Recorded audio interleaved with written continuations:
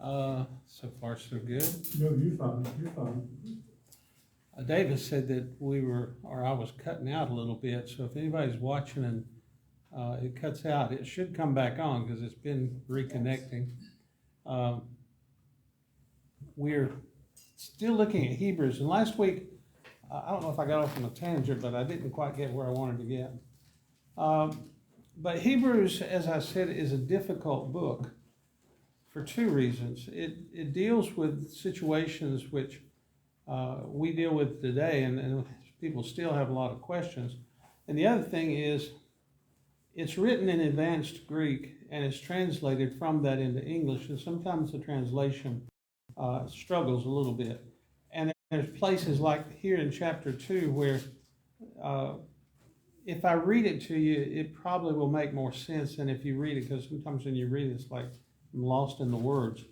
But last week it was talking about, I told you how about knowing who Jesus is, Isaiah. But still people say, well, Jesus is Son of God. But they want to look at it like there was a nuclear family. And the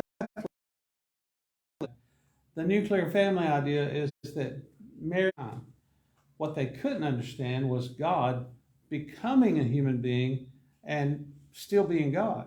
Because when Zeus would become a human, he would do that so that he could sleep with a woman and in this form.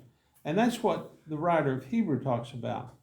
He's saying that, I'm not going to read the first section, but in verse 5 he says, for it was not to angels that God subjected the world to come, of which we are speaking. It has been testified somewhere. And he quotes Psalms. He says, what is man that you are mindful of him, or the son of man that you care for him? You made him a little lower, or a little while lower than the angels. You have crowned him with glory and honor, putting everything in subjection under his feet. Now, that psalm is a bit of a prophetic psalm by David. It's Psalm 8. And in it, there's sort of a conflict, because it says, you made him a little while lower than the angels, but you crowned him with glory and honor, putting everything in subjection under his feet. And the confusion is like, wait, are you lower than the angels, and yet everything is subject to you? To understand it, you have to realize that God created man, not as an angel, and not with the abilities of the angels. The angels were created as servants of God. But at the same time, the angels did not have control of the earth. The idea that we get from Genesis is that man was taking mastery over the earth. He named all the animals. And supposedly we get this idea that Adam could talk to the animals could talk to Adam. They didn't eat him. He would eat them. And then the serpent comes along, and the serpent can talk, and it converses with Eve. All of that changed when she ate the fruit, and God sort of erased the concept of animals and humans getting along together. From that moment on, he said, the snake will bite at your heel. And what he didn't say was, and these other animals will eat you, but you will eat them, and you will use their skin. So God killed animals, sacrificed them, made clothes for Adam and Eve. And then when he put them out of the garden, what did they do? They were not hunters, they were gardeners, because that's what they all knew. So now they're trying to grow plants on their own, which was a struggle. And we get the whole story developing. Now, a lot of people say, well, this is all metaphoric. And I can actually see why they say that. But for us, let's just think in terms that man went from being ahead of the perfect creation to being part of creation, and an imperfect part of creation. Because with the sin nature and with his mistakes and his lack of ability to do certain things. I mean, how many of you have a garden? Anybody? Do you have people have a garden? How many have ever had a garden? Yeah, okay. I had a garden. When I was younger, actually, I didn't have a garden. It was Mom and Dad's garden. I was just the local mule. But I would take a tiller and I would till about an acre, which is a lot with a tiller. But I spent many a summer just melting in the field, using the tiller, laying out rows, and then Dad would tell me, he said, put 2 seeds of corn, a little bit of fertilizer. And he'd sit on this bench beside the garden under a tree, and he'd supervise me. But I planted corn, green beans, tomatoes, potatoes, cucumbers. I tried watermelon, didn't work. But we planted a lot of vegetables, and it was hard. It wasn't hard for Dad. But, plowing with a tiller now. But imagine without a tiller. I told you about when I was in Africa, we were going out one day to a village, and I looked, and there was this huge field, and then standing in the middle of the field was a man, bent at the waist, chopping the ground. And they had a short-handled hoe. And I went by the blacksmith shop that afternoon in the village, and I said, can I buy one of those? And he said, why? I said, well, I just think it's neat. And he made it for me. He pounded out the blade and put a little point on it, stuck it in a tree limb, and bended it over and handed it to me. And I brought it back from Africa. I don't know where it's at now. But I was amazed at that thing. I took it out in the garden one day. I thought, I'm going to do like the African guy did. Well, that didn't last long at all. For one, I couldn't stay bent over long enough to chop anything up. And for two, it was hard to chop the ground. But I'll never forget the day I left and I saw that little man beating the ground with that thing. And when I came back that evening, that entire field was chopped into little fine chunks. Goodness. And I thought, it's 130 degrees, and he's been out there bent over all day, and he tilled that ground. My admiration for the Togolese people went through the roof. But that's the point. We don't know what hard gardening is. We run good at John Deere. These people, Adam and Eve, had a hard time. They lived by the sweat of their brow. But now we see that he's saying that you men and women are actually a little lower than the angels, which you think, well, that's bad, but it's good. Because later it says, now in putting everything in subjection to him, he left nothing outside his control. At present, we do not see everything in subjection to him, but we see him for a little while was made lower than the angels, namely Jesus, crowned with glory and honor because of the suffering of death, so that by the grace of God he might taste death for everyone. For it was fitting that he, for whom and by whom all things exist, in bringing many sons to glory, should make the founder of their salvation perfect through suffering. That's an important statement, because what he's saying is, look at Jesus. He's just like you. Jesus was made a little lower than the angels, and yet through him, salvation would come. But first, we have to show his perfection. And how did Jesus show his perfection? Well, he had power. He did miracles. And as much as we want to say, well, that proved he was God, to their mind, it just proved he was powerful. If you read Mark, they still didn't know who he was. Jesus walks on water and they say, who is this? He turns water into wine. It's like, who is this? And Mark tells us just bluntly that disciples just couldn't understand Jesus. But we understand Jesus because he was God in flesh who took on a little lower than the angels. He humbled himself. And then he regains his power in our eyes. How? Through suffering. And there's a lesson for us there.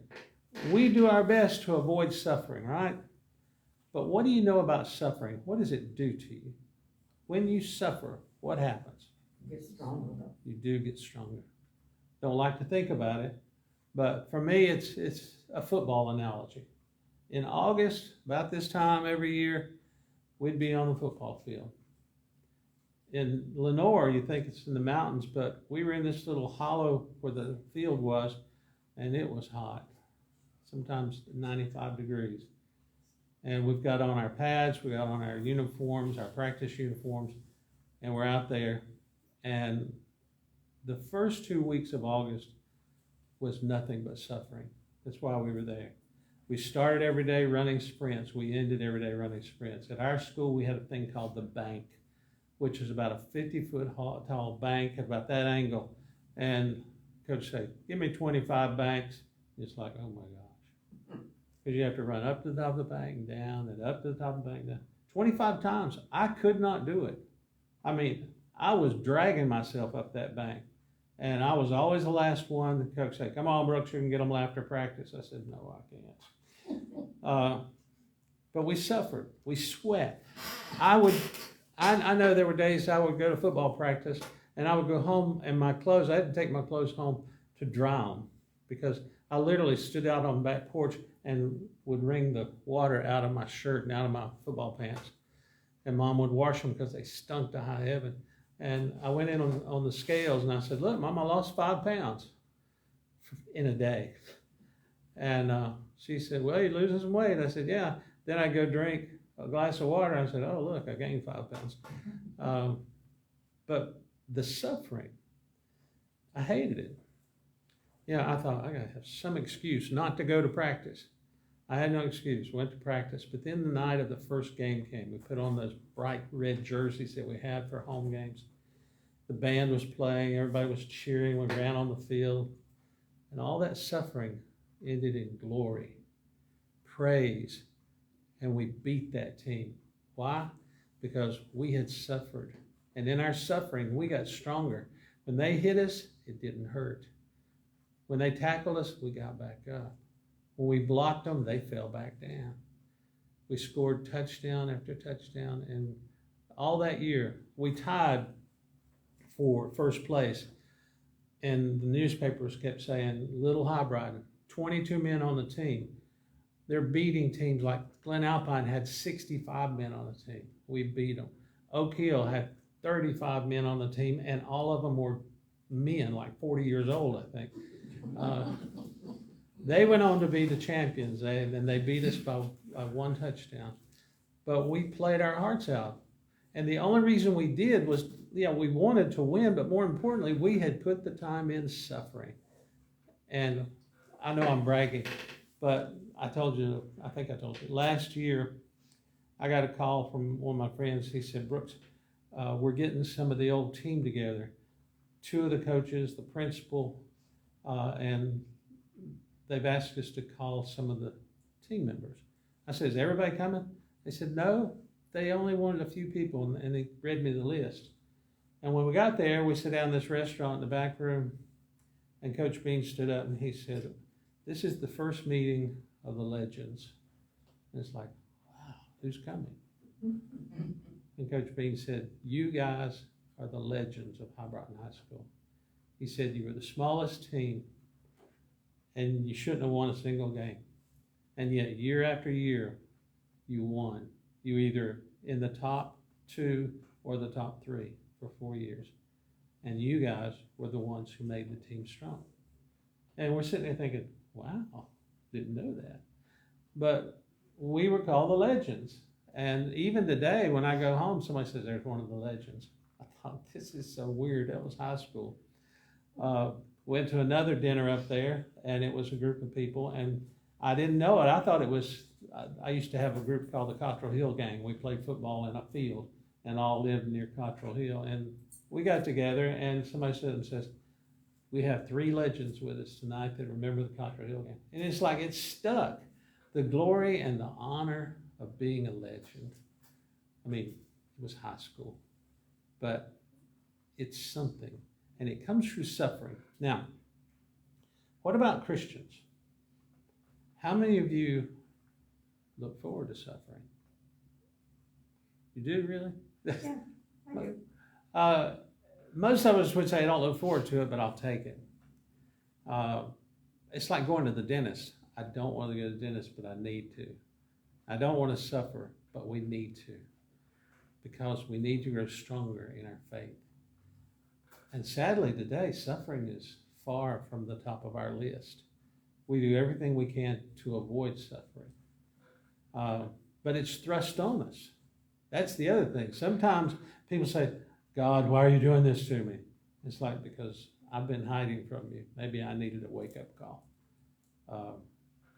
Again, I mean, I know what Bob's going through. I know what you're going through. I know what Gene's going through. I know what I'm going through. I would call it suffering.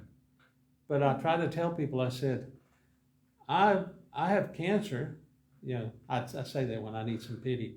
But I said, I have cancer, but I've handled it pretty well. It's been okay.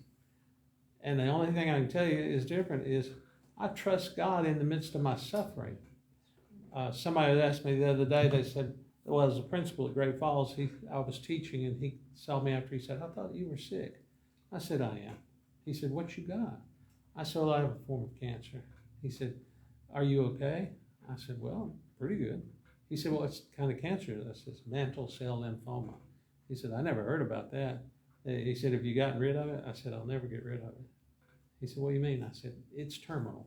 And he got this weird look on his face. People always do when I say, I have terminal cancer. I said, but it's okay because it's gone away. It may not be back for a while. I said, but it'll be back someday. But if I get 10 years, that's probably fine because 70 years old, 79 years old, that's pretty good. 89 would be better, but I said, it's okay. And he just had all this concerned look on his face like, oh man. I said, really, don't worry about it. I said, I can still do my job. I said, the biggest problem I have is I'm a little weak. I said, you put my classroom at the other end of the hall, you about killed me. I was walking all the way down that hall. And he laughed. But people have their own mindset, but until they've suffered, they don't understand what it does to you. This cancer has changed my outlook on life. I mean, I still would like to live forever, but if I die, if the doctor says cancer is back, I think that's a bummer. But I will live every moment I can. I'm still thinking I got at least 10 years, maybe more. If not, then it's still in God's hands. And it's that faith that comes through the suffering. And that's what he's talking about here. Jesus had to suffer. Did Jesus want to suffer? I'm sure he did not. As a matter of fact, I know he didn't because of the garden prayer. When he said, could we let this pass? I mean, who wouldn't? I know when I first got the cancer, I had a prayer. I said, Lord, I said, I get it, but could we do something else? Maybe a non-terminal cancer. But it's like, no, you deserve the best, Brooks. Thank you. But look what he says. I'm going to continue reading. I'm skipping verse 13. He says, behold, I am the children of God has given me. Verse 14, since therefore the children share in flesh and blood, he himself likewise partook of the same things, that through death he might destroy the one who has the power of death, that is the devil, and deliver all those who through fear of death were subject to lifelong slavery. Now that verse, and I mentioned that verse last week, but I want to hit it again because I think it's important. Jesus came knowing he was going to die. So Jesus had a terminal lifespan.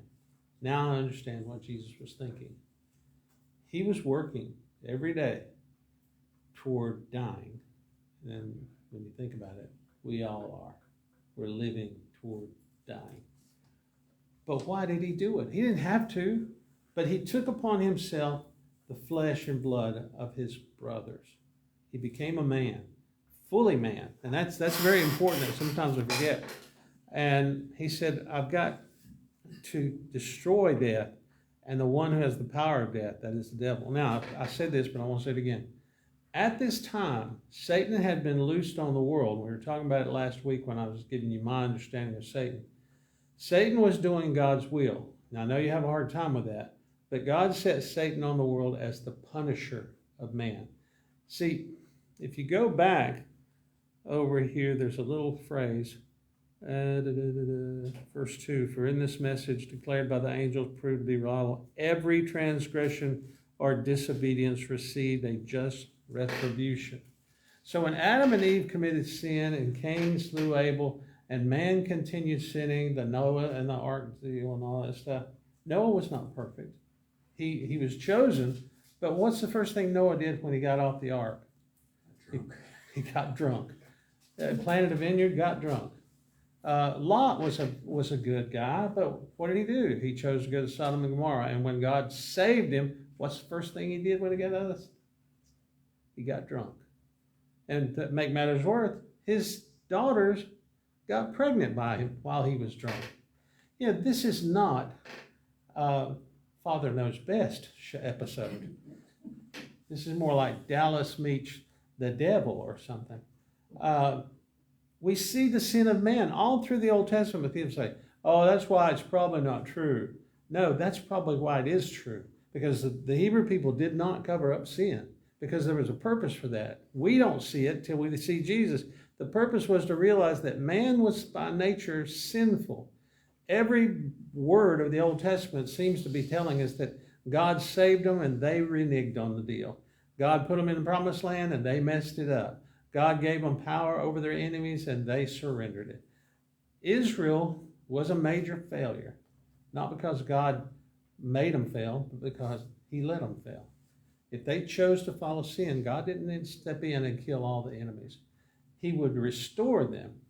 And look what they did. The pattern is there. Every time he restored them, they went back to sin. They were my favorite verse. Well, it's not really my favorite verse, but it's one of the most graphic verses in the Bible, where he says, they're like a dog returning to its own vomit. That is the grossest thing you can imagine. If you've ever seen it, it's gross. But it tells us that this is why Jesus had to come, because man was incapable of getting forgiveness for his own sin. He tried, he failed. He tried, he failed. So Jesus comes, he says, first I've got to break this power that's over them. Why did they keep failing? Well, they didn't want to fight the Philistines much. Why? Afraid the Philistines would kill them. They didn't want to fight anybody a lot. Why? They were afraid they'd get killed. The fear of death was rampant. Look at today. Imagine if we had to go to war. How many of the young people today would sign up for the Army? Probably none. This year, the military announced that they were 10,000 less than the year before of people joining the Army. Why? Well, for one thing, they don't want to die. They don't want to fight. They don't want to defend this country. They would rather surrender this country than die for it. Now, that's a new attitude, but it's the Generation Z. They don't want to do anything except eat, drink, be happy. It's like, leave me alone. Don't ask me to do this. I don't want responsibility. I just want to live my life. And one that kills me, I've heard this ever since I was a kid, but I hear it now all the time. Teenagers look at me and say, I didn't ask to be here. I said, okay, sorry. Blame your parents. I didn't have you. But I thought, you're here. What are you going to do with your time here? Well, I didn't ask to be here. I think my parents owe me a little something. I said, well, I told my class the other day, I said, nobody owes you anything. You're here. Live your life. Make the best of it. And you'd think I'd ask them to pull all their teeth with pliers. But you know, it didn't used to be that way. But we're in a new generation, a generation where they want no responsibility. They don't want to have to do anything for anything. They just want, actually they want money, but they don't want to have to work. That's another great phenomenon. They get a job, and then they don't show up, then except on payday, and they complain, where's my money? I didn't get a big check. Yeah, because you weren't here. I worked with a kid named Roberto out in Texas. We were paid on Thursdays. Roberto came Monday, Tuesday, and Wednesday, and then I saw him again Thursday morning, and he left at lunch. I asked him one time, I said, Roberto, what do you do? He said, I'm going to get my paycheck. I'll go some surveys, and I'll be my girlfriend. I said, and? He said, we get drunk and shack up. I said, I'll see you Monday, right? He said, yeah, I'll run out of money. And that was his life. Work 3 days, get paid, get drunk, shack up with his girlfriend. I asked him, I said, why don't you marry? He said, no, she gets a check at her house. I get a check at my house, and we share the checks. I said, but you're not going to get married? No. How many kids you got? We got one by her. I said, oh my gosh. But that was then. It's worse now. The teaching in Sherall, Bob was in Sherall. 12-year-old girl in my chorus had a baby that was a year old. They came, the mother brought the baby, and I said, is that her little sister? And the principal looked at her, she said, that's her daughter. And her mother wants to get pregnant again. Her mother encourages it. And I'm just sitting here like the country bumpkin that just fell off the turnip truck. I thought, what? And she said, it's pretty common, Brooks. These parents want to check, and they encourage their daughters to get pregnant and have kids, and they raise them, and they get a check. Baby factories. Folks, I hate to depress you, but we live in a rough world. Jesus said, though, I'm going to break this power.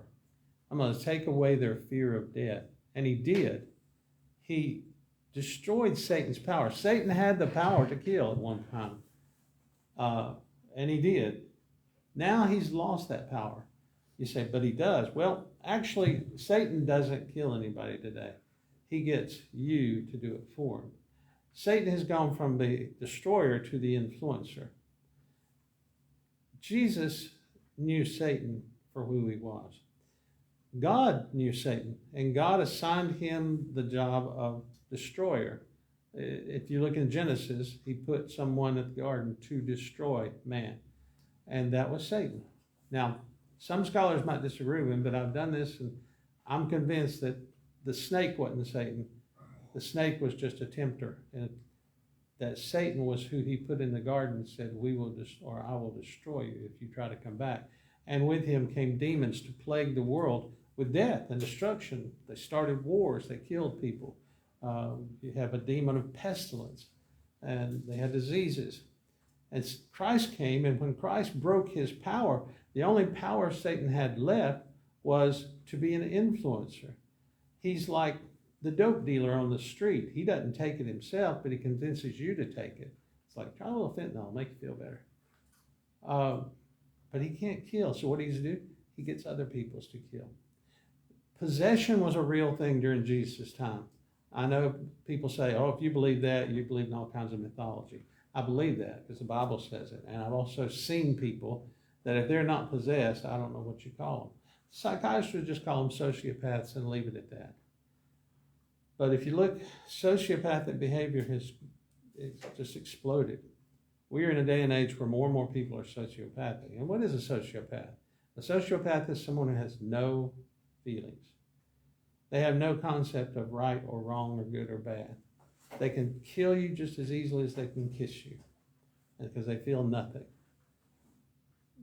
That story you're talking about, the wife shoots the husband in the head. I don't know if you realize, folks, that ain't normal behavior.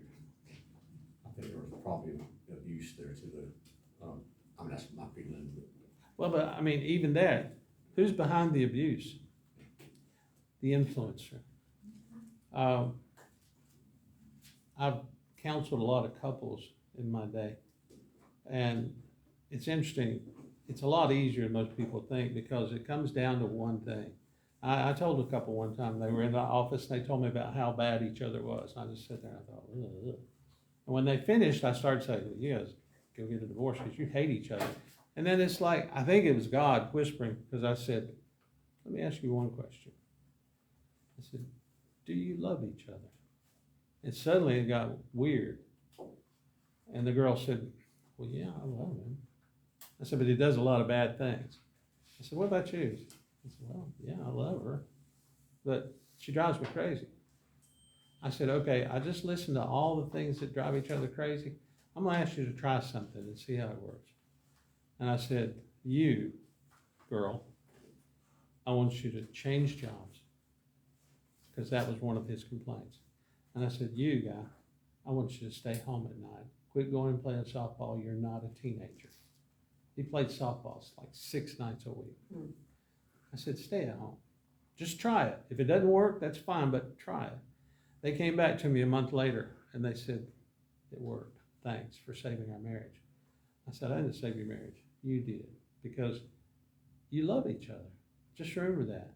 Now, I couldn't say that about everyone, because sometimes I ask people, do you love them? And they'd say, I'll kill them if I stay with them. Okay, son, maybe you need a divorce. But some people are so filled with hatred toward their spouse and resentment that there is no going back. That is the devil. I personally don't think enough preachers are saying that statement. And they say, oh, well, you can't blame the devil for everything. I think I can. Oh, some of it's mental illness. Where does the mental illness come from? well, it's a chemical imbalance, it's this, and this. I said, and where did that come from? You see, I believe in science. I believe in the chemical imbalance. But where does it come from? Chemistry, brain chemistry, doesn't start out imbalanced until something in this changed in the genetic makeup. You can go back to the parents or their parents.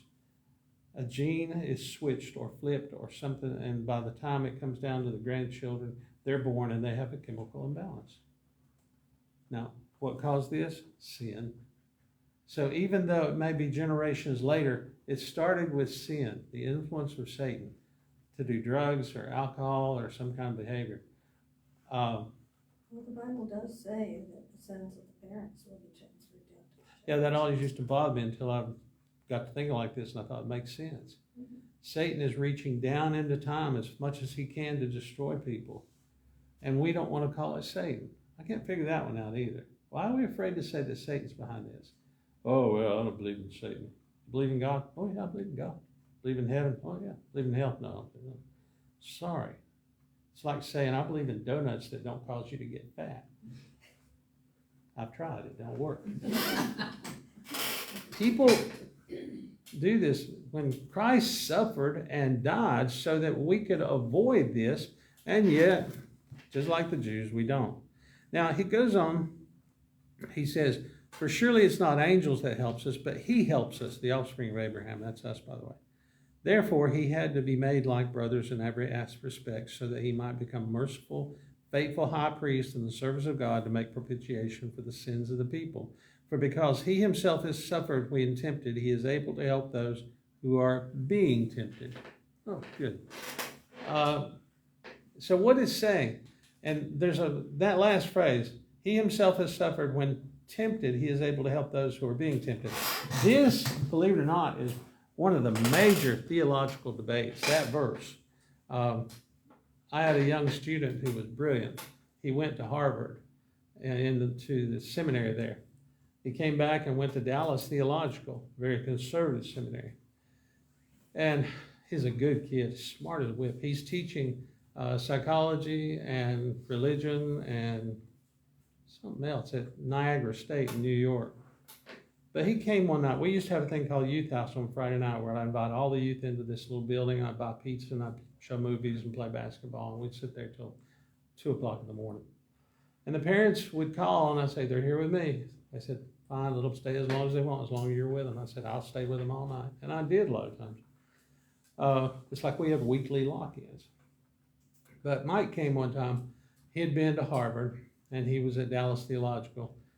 And I said, how's it going, Mike? He said, that's great. He said, I'm learning so much.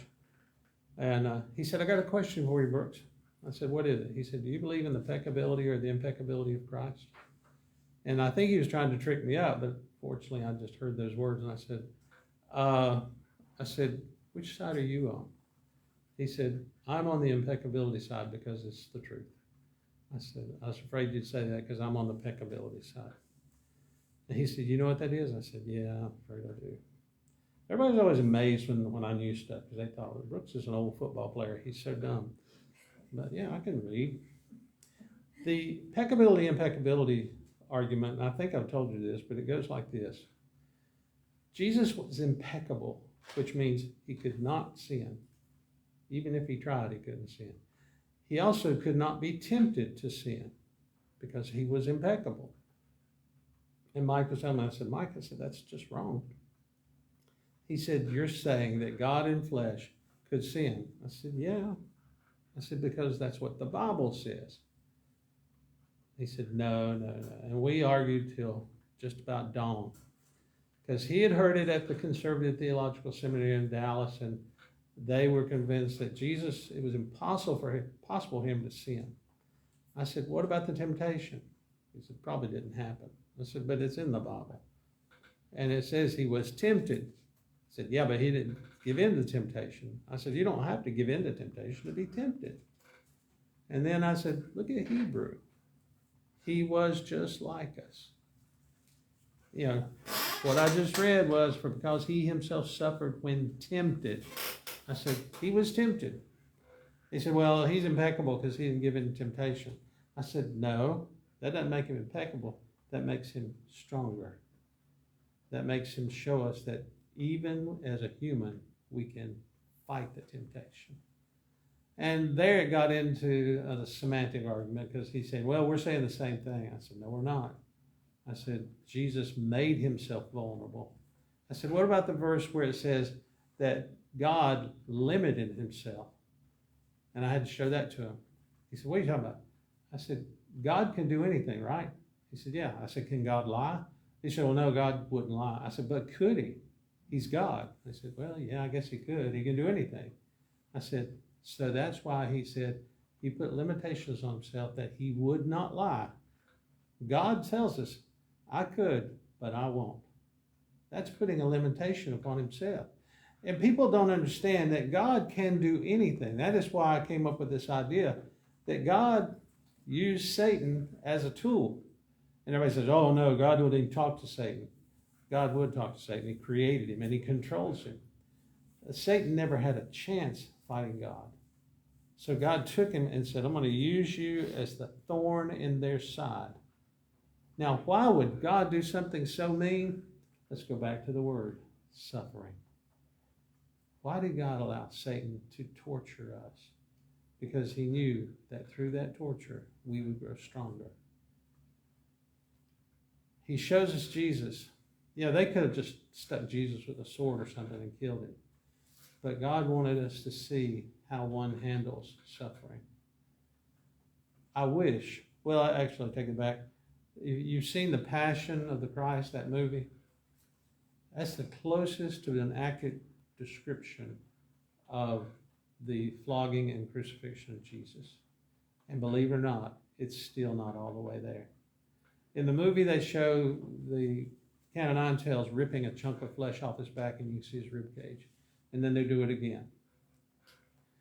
What they did to Jesus that day was beat him to the point of total blood drain.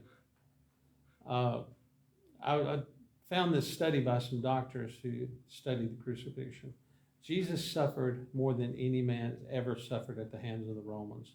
The closest thing you'll see to it is called a Roman eagle. You ever heard of that? It's the way Romans killed people. They weren't torturing.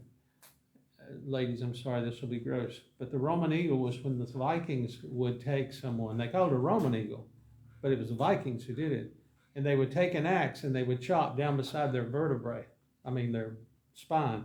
And then they would rip their back open and pull their rib cage out and expose their lungs. And they said, that's the wings of the eagle. And then they would leave them staked over a log. And they just watch them bleed out. It was a way of killing somebody, but it was the most horrendously painful way of killing someone you can imagine. The Vikings did that. Not exactly nice people. The Romans, they flogged you until there was hardly an inch of skin or meat on your body. And then they had the lictor, who was like the medic, come in and say, stop, he's going to die. They didn't want him to die. They wanted him to be almost dead. Because normally after a flogging, they would turn them loose so that they could walk down the street. If he got 2 steps away from the Roman thing and fell over dead, they said, we didn't kill him. It was the will of the gods. He wasn't even in here when he died. And that was their logic. But with Jesus, they knew he had to get to the cross because they weren't finished with him. So they left him alive. And, we talk about the robe they put on him. That wasn't a royal robe. That was like a giant bandage. They had to stop the bleeding.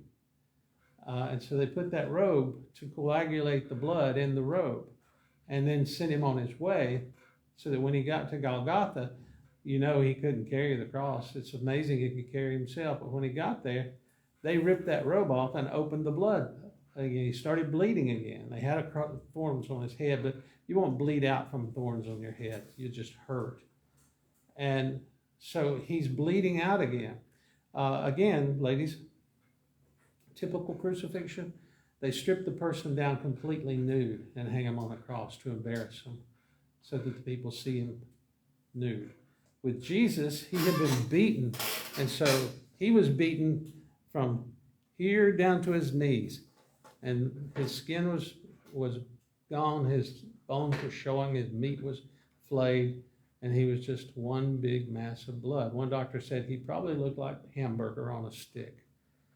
and he didn't die. The fluid gathered around his heart.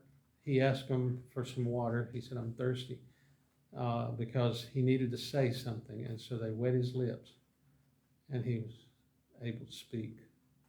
But the rest of the time, his tongue was stuck to the roof of his mouth. And then he died. It's amazing he lived as long as he lived. And when they checked to see if he's dead, they found blood and water. That was the fluid that was gathering around his heart. His heart literally had burst in his chest. And when they stuck that spear in him, all that fluid around his chest came pouring out the side like a river. This is the horror of crucifixion that we almost saw in The Prodigal, but they said they couldn't film it. That Mel Gibson wanted to film it even grosser, but they said we'd go to an X rating. It got an R rating because of that. Now bring that back to the Bible and think about what it says. Jesus suffered. He himself has suffered. He was tempted, he suffered. But he was able to help those who are being tempted. He showed us. Have you ever wondered why those people in first century went to the arena and were eaten by lions and they sang? It's because they knew what Jesus had gone through. We don't. You know, ever since movies have been made about Jesus, they had this beautiful brown-haired, green-eyed guy hanging on a cross, you know, with a loincloth, and he's muscular and he's got a couple of bruises and stripes on him. But that's for art's sake. And that's how a lot of people see Jesus on the cross. But if they saw Jesus on the cross as he really was, they'd throw up. And we need to realize it. We need to see that in our mind, that he suffered. What can we do? Can our suffering match his suffering? You know, I know some of you, I know what some of you are doing in your life and how you're suffering. And don't take this offensively, because I suffer too. But I have to look in the mirror and be honest. I thought, Brooks, your suffering is like a birthday party compared to what Jesus went through. I could suffer this way for the rest of my life and make it. I don't think I could suffer as Jesus suffered for 5 minutes. Now, am I trying to put you on a guilt trip? Not really. I'm trying to put you on an educational trip. Because we understand that Jesus broke the power of Satan, because that was Satan full power, destroying a human being. That was Satan showing just what he could do. And Jesus took it. And then 3 days later, he stepped out of that tomb with the scars, with the holes in his hand. But I want to think maybe his body was healed because he did have a glorified body, because what would have come out of that tomb would have been gross. So he comes out and the disciples didn't recognize him. The guys on the Emmaus Road didn't recognize him. But then he reveals who he is. And he doesn't say, you know, look at my back, how bad it is. He'd say, touch my hands and feet. Put your hand where the spear was thrust. And I think he did that so they know it's him. Because sadly enough, none of them except for John saw the crucifixion. John and Jesus' mother, which I can't imagine a mother watching that happen to her child. And I want to think that's probably why John understood the deity of Jesus before any of the other disciples. He understood what Jesus was doing for it. Now, am I running out of time? Yes, actually I am. That's good in a way, because next week in chapter 3, land of Canaan. But what happened? He failed. Everybody that came out of Egypt, with the exception of 2, died in the wilderness. Why? Because Moses couldn't keep them together worshiping God. And he was frustrated because they saw miracles after miracles. They saw the power of Moses, and pretty soon they were worshiping Moses. Doesn't say that, but it seemed pretty clear that Moses was the center point. And I've got a whole series of comments on Moses and why he didn't go into the promised land. The Bible says it's because he killed the Egyptian, but other things. There's a contradiction on why Moses didn't go in. It says because he struck the rock. Well, neither of those make a lot of sense, but what I'll tell you next week will. We haven't decided who wrote Hebrews. It could have been Paul. It would have made more sense was writing what Paul was saying. And Paul, and the other thing, Luke wouldn't write this to Jews. Luke was a convert, but he was a Greek. So he would have written it to the Greeks. This is written to the Jews, specifically touching on Jewish topics. So I come here for the opportunity to come and to share in your teaching, to look at your word and apply it to our lives so that we can understand who we are, why we are, and who Jesus was and what he did for us, for we can never repay the debt. Lord, forgive us of our weaknesses. Forgive us the times when we take him for granted. May we never do it. Lord, we have mentioned people today that, have had some trauma in their life that, and David's had some good news, but other people have bad news. We know that it's there, both sides, the good and the bad. But we also know that whether good or bad, we can give praise and faith in Jesus because he is the master of all.